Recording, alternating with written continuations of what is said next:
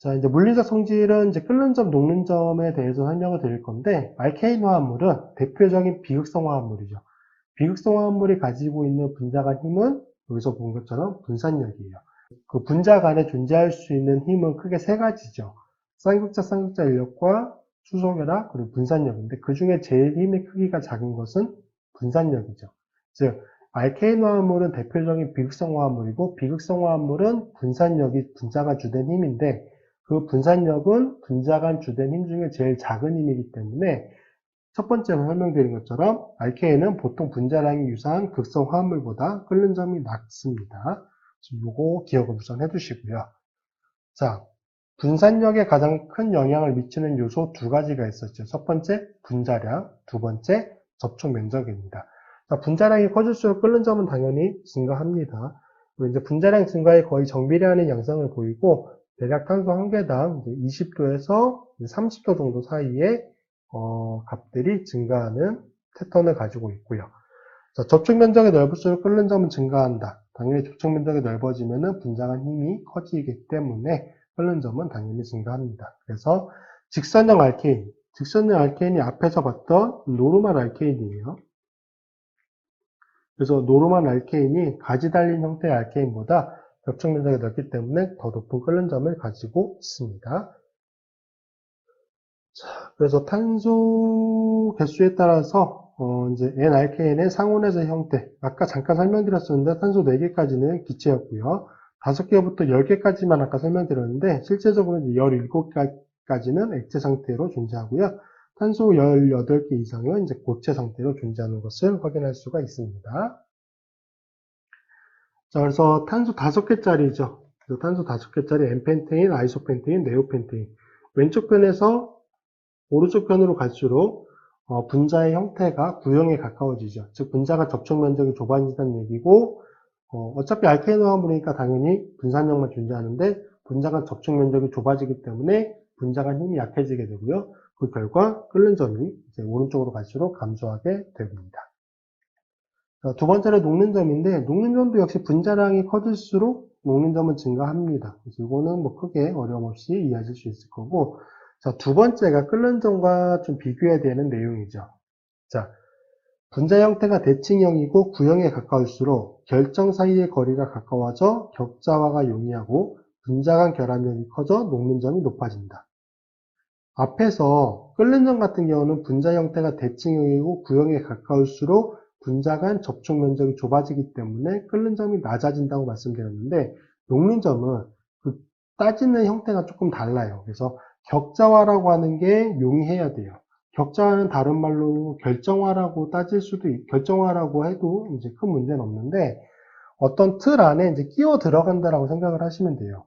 그게 잘 끼어 들어가려면 분자 형태가 대칭형이고 구형에 가까울수록 그게 유리한 거고요.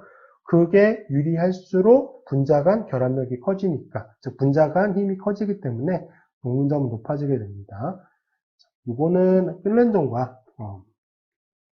점과 비교해서 좀 반드시 기억을 해두셔야 되고요.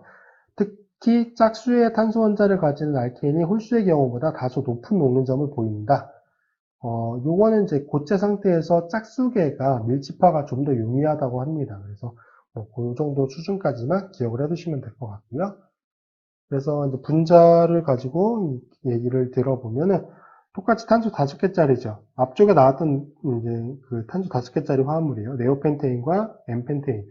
아까 끓는 점은 N펜테인이 당연히 더 높았어요. 분자가 접촉 면적이 넓으니까. 자, 그런데 녹는 점은 다르다는 얘기죠. 자, 왼쪽 편의 구조가 좀 더 구형에 가깝기 때문에 격자화가 더 용이합니다. 그래서 왼쪽 편이 오른쪽 편에 비해서 훨씬 더 높은 녹는 점을 가지고 있는 것을 볼 수가 있고요. 자, 지금 탄소 8개짜리 화합물을 비교하는 건데, 왼쪽 편 화합물을 우리가 큐베인이라고 부르는 이제 화합물이고요. 얘는 형태 자체가 그냥 정육면체 형태예요. 그래서 아예 딱 틀로 고정이 되어 있는 형태고요. 오른쪽 편은 N-옥테인이라고 부르는 가장 대표적인 사슬형 형태죠. 그래서 큐베인이 당연히 구형에 훨씬 더 가까운 형태를 가지고 있고요. 자, 녹는 점 차이 비교해 보면은 얘는 131도예요. 즉 얘는 이제 고체 상태로 존재하는 거죠, 상온에서. 얘는 마이너스 57도. 그러니까 굉장히 큰 차이가 나는 녹는 점을 이제 보여주고 있습니다. 자, 그래서 그래프로 잠깐 나타내 본 건데요. 약간 이제 붉은빛 도는 게 끓는 점이죠. 끓는 점은 탄소 원자 개수가 늘어날수록 정비례하는 양상으로 이제 증가하게 되고요. 탄소 원자 하나 증가할 때마다 대략 20도에서 30도 정도 증가했었죠. 자, 조금 특이적인 패턴을 보이는 게 이제 녹는 점이죠. 녹는 점은 아까 설명드린 것처럼 짝수계가 홀수계보다 평균적으로 좀 더 높은 값을 가지고 있다라고 말씀드렸죠. 그래서 자, 보시면 짝수계에서 홀수계로 넘어갈 때는 그 값의 기울기가 그렇게 크지 않은데 홀수계에서 짝수계로 넘어갈 때는 이제 그 기울기가 훨씬 더 큰 패턴을 보이고 있죠. 그래서 흡사, 계단형과 같은 형태로 이제 그 녹는 점 패턴을 보이고 있는 것을 알 수가 있고요. 조금 특이적인 게 이 경우예요. 탄소 2개와 3개짜리인데 탄소 2개짜리보다 탄소 3개짜리가 녹는 점이 더 낮습니다. 자, 마지막으로 이제 화학적 반응성에 대해서 보도록 하겠습니다. 자, 알케인은 반응성이 매우 낮아요. 거의 대부분의 산염기와도 반응하지 않습니다. 그래서 굉장히 안정한 형태 화합물이고요. 자, 알케인은 천연가스나 석유와 같은 화석 연료 속에서 많이 발견이 되고요. 연소 과정을 통해서 에너지원으로 사용이 됩니다. 자, 연소는 산소가 얼마만큼 충분히 공급되느냐에 따라서 완전 연소와 이제 불완전 연소가 있고요. 완전 연소 상태에서의 분자식이 제시가 되어 있고요. 탄소 하나짜리를 예로 들어보면은 CH4가 될 것이고, 자, N이 1이니까 2분의 4가 되잖아요. 그래서 두 분자의 산소 원자와 반응하게 되는 거고요. 여기서 두 분자의 물 분자가 생성이 되고, 한 분자의 CO2 가스가 만들어지게 되겠죠. 당연히 이 과정에서 에너지는 생성이 되게 될 것이고요. 그래서 완전 연소 상태에서의 이제 분자식을 사실 유기화학적인 관점에서는 그렇게 중요하게 보지는 않아요. 사실 저도 외우고 있지는 않기 때문에. 그런데 뭐 교수님에 따라서는 중요하다고 설명을 해주시는 경우도 있을 수 있으니까 분자식 정도는 이제 참고해 두시면 될 것 같습니다. 자, 불완전 연소 상태로 진행이 되면은 산소의 공급이 충분하지가 않은 상태이기 때문에 CO2 가스보다는 이제 CO 가스, 일산화탄소와 탄소가 생성되는 거예요. 이게 수시잖아요. 그래서 수시 생성되는 것을 이제 볼 수가 있습니다. 이게 그을음이죠. 일종의 그을음이 생성되는.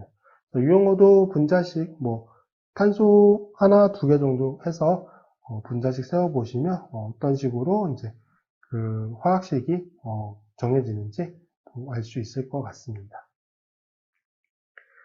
자, 알케인의 유일한 반응이라고 볼 수 있는 게 라디칼 치환 반응이에요. 이거는 이제 나중에 좀 더 자세히 설명을 드릴 건데, 알케인을 자외선 조사하에서 할로젠 분자와 반응시키며 알케인의 수소 원자가 할로젠 원자로 바뀌는 치환 반응이 일어나고요.